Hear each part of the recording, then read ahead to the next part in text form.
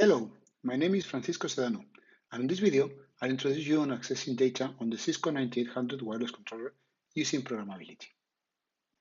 Now, before going to the details on the tools, I'd like to explain how the data is organized and what's new on this area. The 9800 wireless controller is based on iOS-XE, so it can benefit of all the tools and interfaces that are already present on this platform. All the data on the wireless controller is stored in one of these two databases called OperDB and ConfigDB. ConfigDB stores, as the name implies, the device configuration. That is what you see when you execute show running on the console. Let's have a look. So let's connect to the wireless controller console and see what's there. So we SSH into it.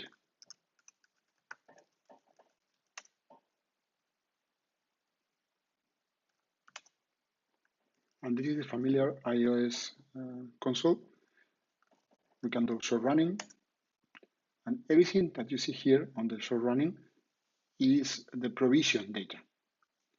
So let's see, we do show run interface gigabit 1. This data with data we provision is stored on the ConfigDB. What we cannot see here is the operational state, meaning if the interface is actually up or down, traffic statistics, errors, and so on. This kind of dynamic information is what we call operational data. And this is stored on the other DB we mentioned, OperDB. So if instead of running this command, we do show interface gigabit 1, now we can see the actual MAC addresses, traffic stats, the load, how many packets input, output, and so on. This is operational data. In order to access this Oper and config data, there are several interfaces we can use. We are already familiar with WebUI and console. And while console could be used programmatically to access data and change the config using scripts, it's really meant for human consumption.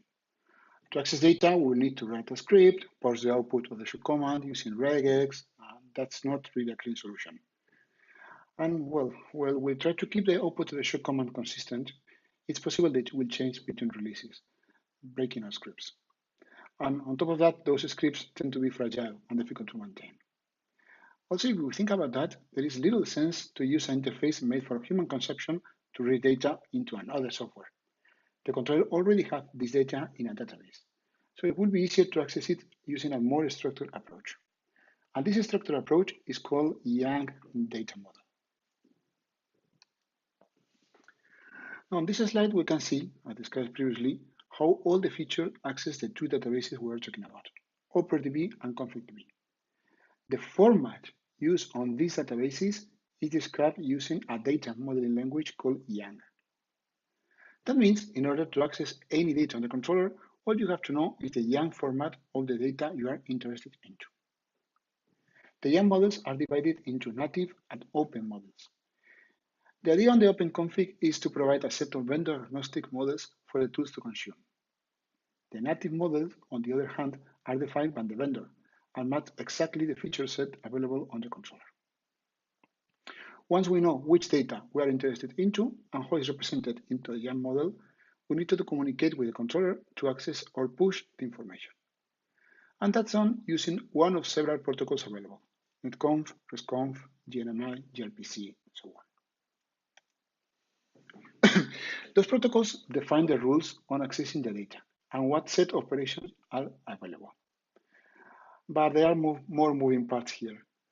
We need also to define the transport used to access the device. In practice, that could be SSH or HTTP. And finally, we need to define the encoding used. That means how the data is represented on the stream. For example, RESTconf maps the database operation into a set of REST APIs.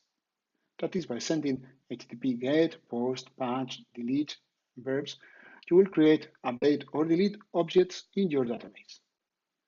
Again, all of these transports and protocols provide access to the same information and use exactly the same data model, the one defined in Young.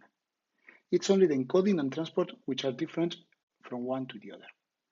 Which one you will use depends on the tools that are available to you. They will see more clearly using the example I'm going to go